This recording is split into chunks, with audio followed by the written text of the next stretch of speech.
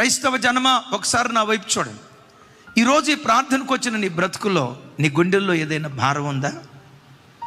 కుటుంబాన్ని కూర్చో, పిల్లలను కూర్చో, ఉద్యోగాన్ని కూర్చో, వ్యాపారాన్ని కూర్చో, ఆరోగ్యాన్ని కూర్చో, వివాహం కావలసిన యవ్వన బిడ్డల వివాహాన్ని కూర్చో, పిల్లలు కోల్పోయిన ఉద్యోగాన్ని బట్టో, అప్పులను బట్టి అమ్ముకున్న ఇల్లును బట్టో, అయ్యో కనీసం ఉండటానికి ఒక ఆశ్రయం కూడా లేదే, నా బ్రతుకేంటి ఎలా అయిపోయిందని ఓ తెలియని భారం నీ గుండెల్లో పెట్టుకొని వస్తే, గత కాలాల్లో ఎన్నో గొప్ప అద్భుతాలు చేశాడు కదా, అప్పుడు అద్భుతాలు చేసిన దేవుడు ఇప్పుడు కూడా అద్భుతం చేస్తాడు. ఏనాడైనా ప్రభు నిన్ను విడిచిపెట్టాడా?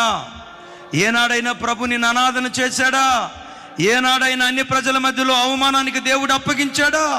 ఆ రోజుల్లో కార్యం చేసిన దేవుడే ఇప్పుడు కార్యం చేస్తాడు, ఇక ముందును నిశ్చయంగా కార్యం చేస్తాడు.